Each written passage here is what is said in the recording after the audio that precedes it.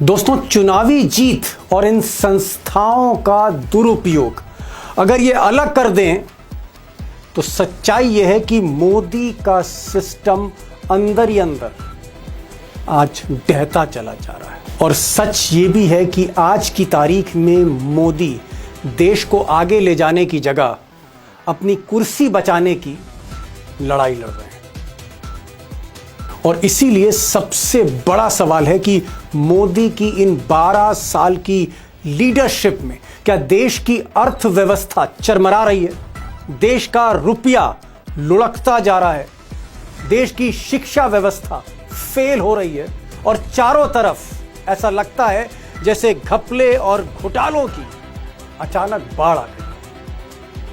और दोस्तों, इन नाकामियों पर जब नजर जाती है तो कुछ सवाल अनायास उठते हैं कि आखिर मोदी की जो टीम है क्या देश की चुनौतियों का सामना नहीं कर पा रही? क्या मोदी के पास सॉल्यूशन नहीं है? क्या ये जो टीम उनकी है कैबिनेट मिनिस्टर्स की या फिर चीफ मिनिस्टर्स की, ये टीम कमजोर है, अयोग्य है, इसमें चापलूस चाटुकार भरे हुए हैं? और सबसे बड़ा सवाल कि क्या काबिलियत की जगह मोदी चापलूसों को तरजीह दे रहे हैं कि चापलूस ही मेरिट है मोदी के लिए? अब दोस्तों, ये बात मैं नहीं कह रहा हूं, अगर आप खुद नजर डालें, गौर करें, मोदी के जो चीफ मिनिस्टर्स हैं, मोदी के जो कैबिनेट मिनिस्टर्स हैं या काउंसिल ऑफ मिनिस्टर्स में जो उनके मेंबर्स हैं, अगर उनके प्रोफाइल पर, उनके ऊपर आप नजर डालें तो आपको अंदाजा हो जाएगा कि मोदी जी ने यह देश किन लोगों के हाथ में सौंप दिया है।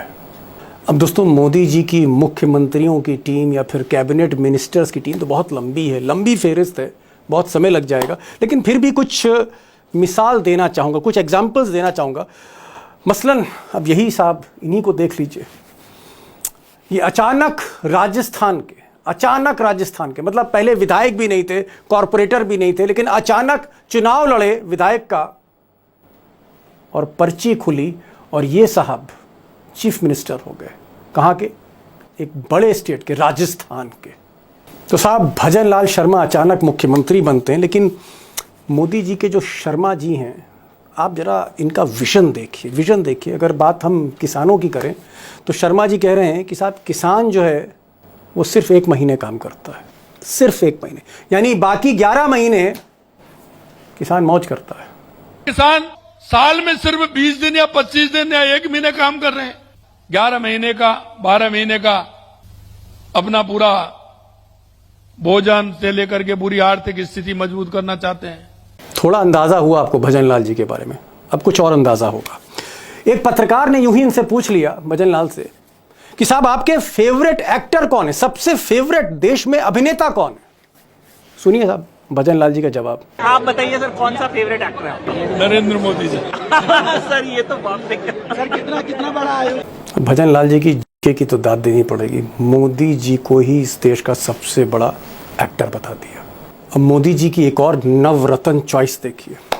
ये साहब जो हैं, ये लाठी चलाने में, लाठी भांजने में इनको महारत थी। मैं लठैत नहीं कर रहा हूँ, लेकिन लाठी बजाने में जो इनकी कला थी, हजारों में एक कोई होती है। देखिए कौशल, देखिए इनका लठ चलाने का। अब लाठी चलाते चलाते मोहन यादव मध्य प्रदेश, एक बड़े प्रदेश के चीफ मिनिस्टर बन गए। लेकिन चीफ मिनिस्टर बनने के बाद जो उन्होंने लाठी चलाई लैंड स्कैम की, ज़मीनों के खेल की, कि मोदी और शाही चक्कर आ गए। अब मोदी जी के नवरत्नों की बात चल रही है। मान सिंह देख लिया, टोडरमल देख लिया, अब्बुल फजल देख लिया, बीरबल देख लिया, और भी देखिए आप। एक साहब हैं सम्राट चौधरी, नाम सम्राट है, हत्या जैसे संगीन आरोप लग चुके हैं, गिरफ्तार हो चुके हैं, जेल जा चुके हैं, बहुत कुछ है। लेकिन आजकल बिहार की गली गली में सम्राट चौधरी की डिग्रियों की चर्चा है।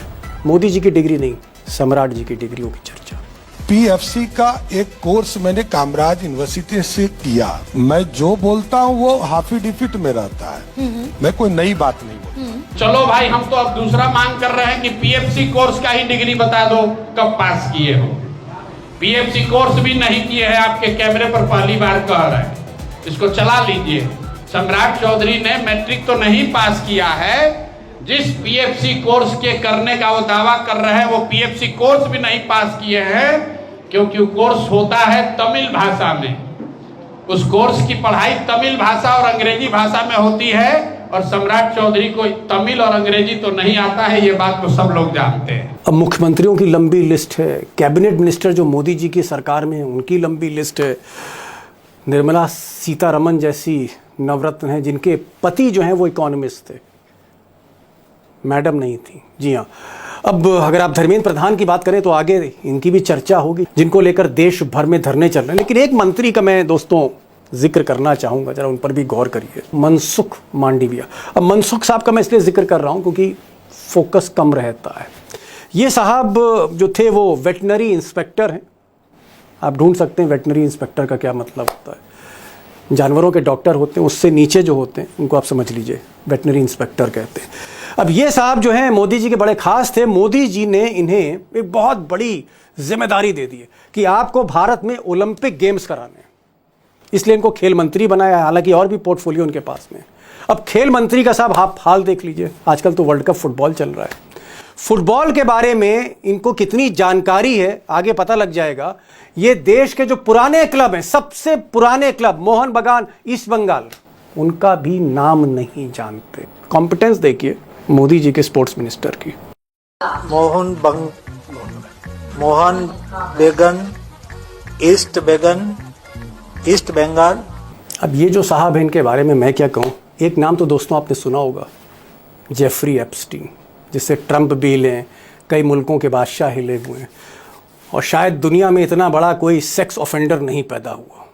अब जेफरी एप्स्टीन और इन साहब के क्या रिश्ते थे मोदी जी के मंत्री के, मैं नहीं बताऊंगा, मंत्री जी से खुद सुनिए।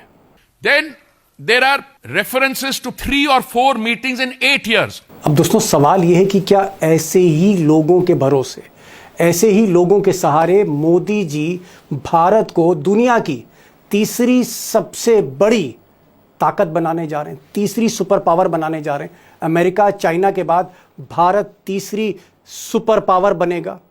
मैं ये बात इसलिए कह रहा हूं क्योंकि मोदी जी बार बार हर व्याख्यान में $5 ट्रिलियन इकोनॉमी की बात कर रहे हैं, लेकिन सच्चाई यह है कि डॉलर बढ़ता जा रहा है, रुपया टूटता जा रहा है और भारत की पायदान ऊपर जाने की जगह नीचे आ रही है। That the dream of a $5 trillion economy will soon become a reality. Modi ने देश को गारंटी दी है कि अपनी तीसरी पारी में भारत दुनिया की टॉप 3 इकोनॉमी में जरूर शामिल होगा। और बात सिर्फ सुपर पावर की नहीं, बात सिर्फ तीसरी पायदान या चौथी पायदान या 5वीं पायदान पर लुढ़कने या चढ़ने की नहीं। सच्चाई है कि आज देश में संस्थाएं कमज़ोर हो रही।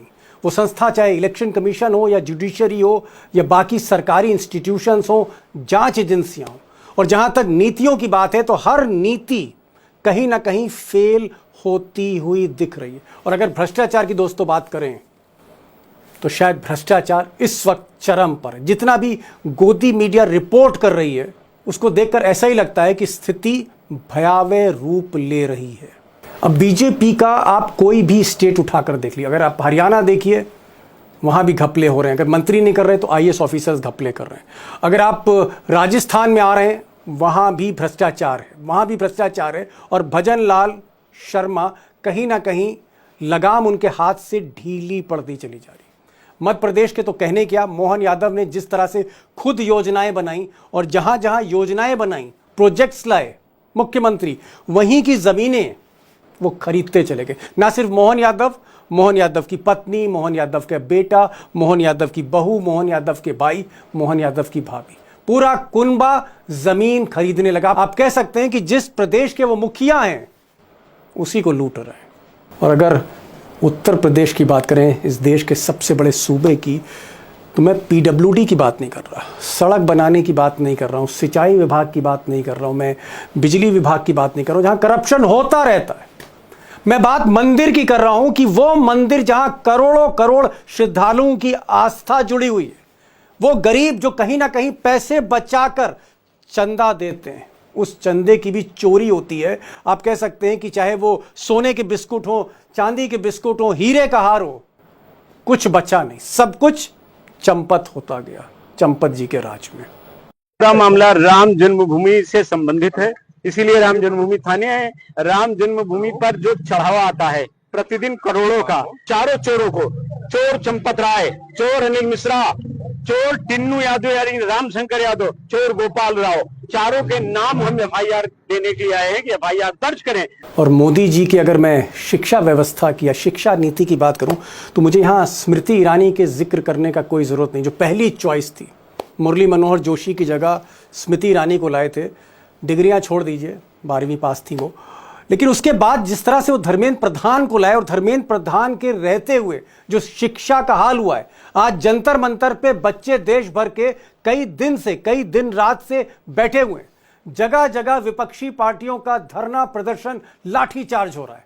और अगर मैं परीक्षाओं की बात करूं तो चाहे नीट हो, चाहे सीबीएसई हो, चाहे एसएससी हो, और तो और आज भी जब ये खबर मैं बना रहा हूं तो टीईटी की जो परीक्षा है महाराष्ट्र में लीक हो गई है।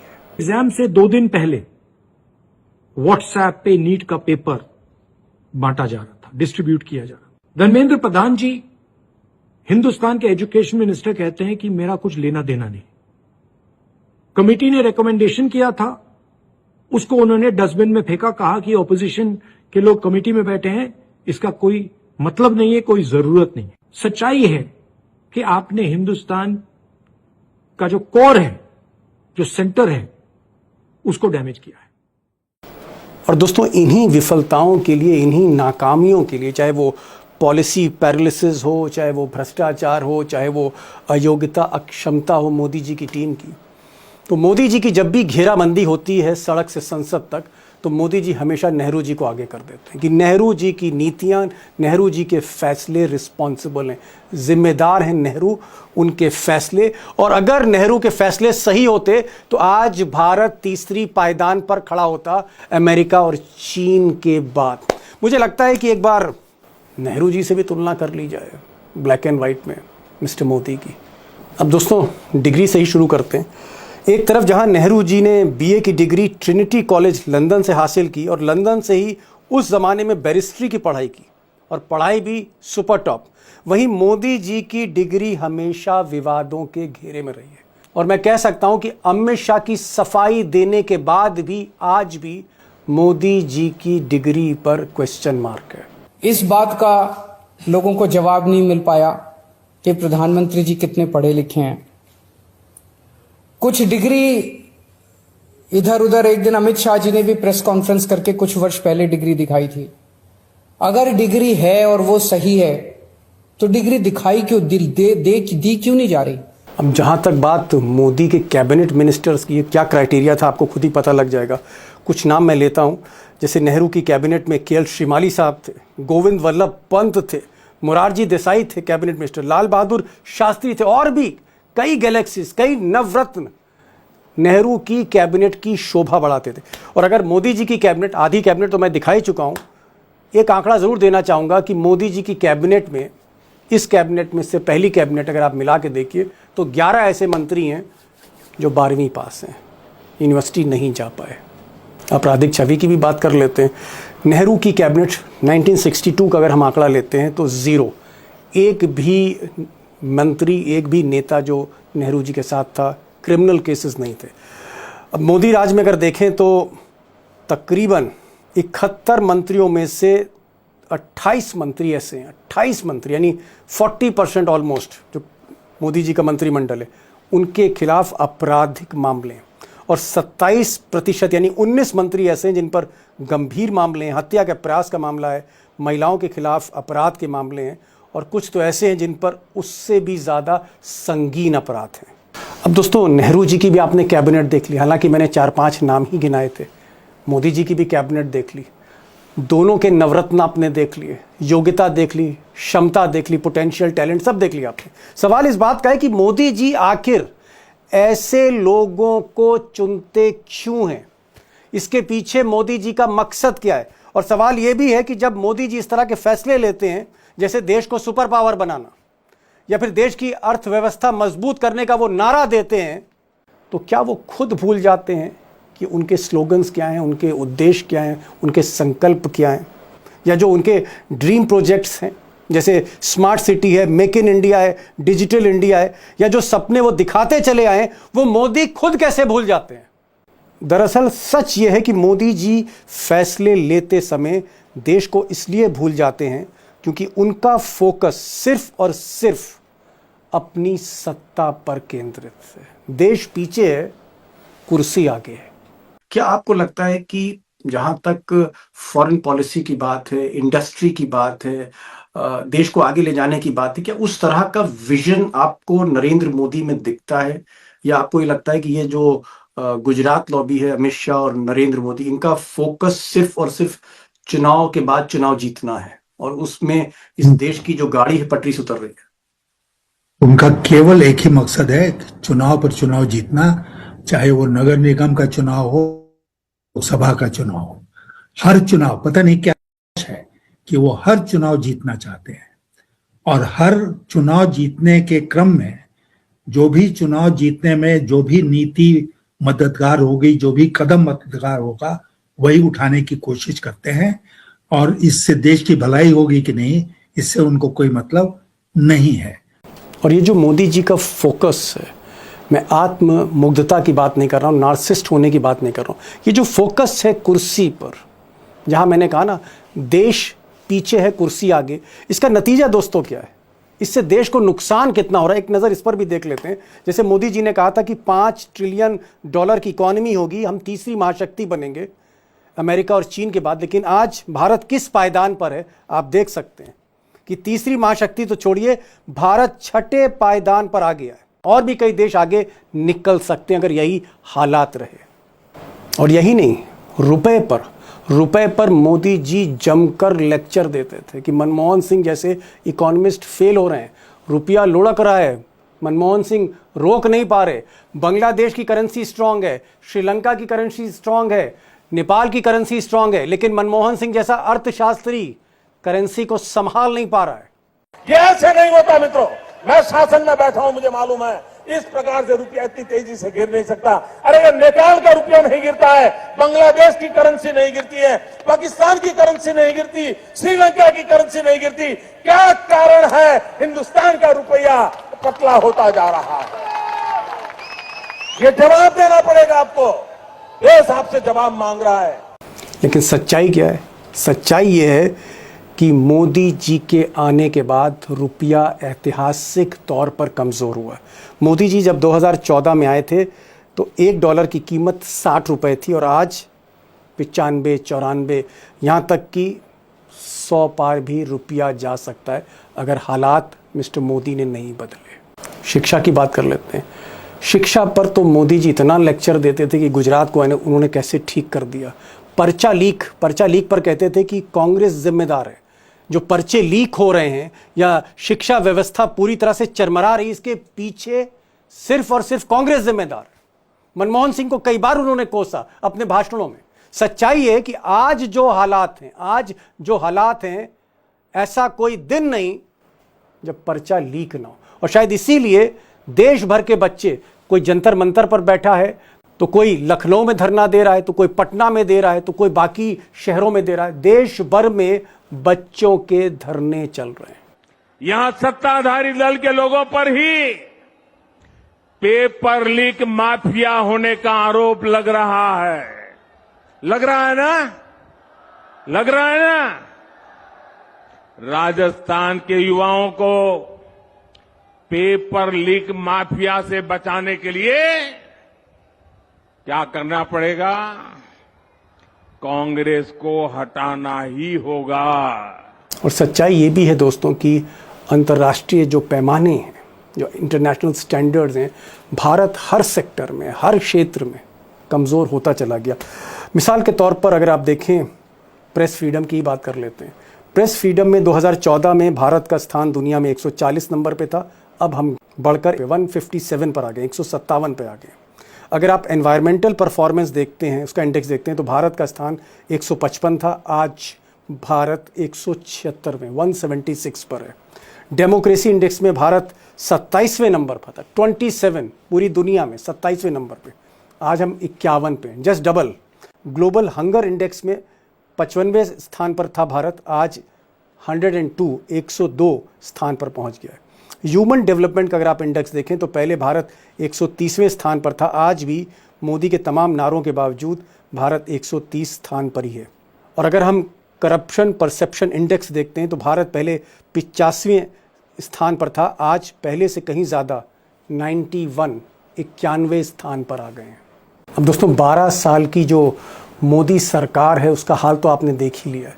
गोदी मीडिया भले ही मोदी जी का जितना डंका पीटे, लेकिन सच्चाई ये है, कड़वी सच्चाई ये है कि देश तभी तरक्की करता है जब उसकी बागडोर योग्य और ईमानदार हाथों में होती है। यानी जो टैलेंटेड हैं, जो मेरिटोरियस हैं, जो ऑनेस्ट हैं, जब उनके हाथ में बागडोर होती है तो देश तरक्की करता है। 5वीं पायदान से चौथी, चौथी से तीसरी, तीसरी से दूसरी, दूसरे से पहले स्थान पर भी जा सकता है ऑनेस्टी और मेरिट के बल पर। लेकिन जब लोगों को परखने की जो कसौटी है वो सिर्फ चापलूसी है, चाटुकारिता है, मेरिट नहीं है, टैलेंट नहीं है, तो फिर हो सकता है कि अमृत काल भी विषकाल बन सकता है। तो दोस्तों ये था आज के संडे स्पेशल स्टोरी का एक और एपिसोड। आपको कैसा लगा, कहाँ कमियां रह गई, कहाँ खामियां रह गई, ज़रूर लिखिएगा कमेंट बॉक्स में। और अगर आपने इस चैनल को सब्सक्राइब नहीं किया तो प्लीज़ सब्सक्राइब करिए, अपने दोस्तों से भी कहिए कि वो इस चैनल को सब्सक्राइब करें, इस वीडियो को शेयर भी करिए, क्योंकि कहीं ना कहीं ये वो एक तरह से आप कह सकते हैं वीडियो है जो थोड़ा सा हट कर है, गहराई में जाने की कोशिश मैंने की है। इसलिए इस संदेश को, इस वीडियो को ज़्यादा से ज़्यादा लोगों में पहुँचाइए।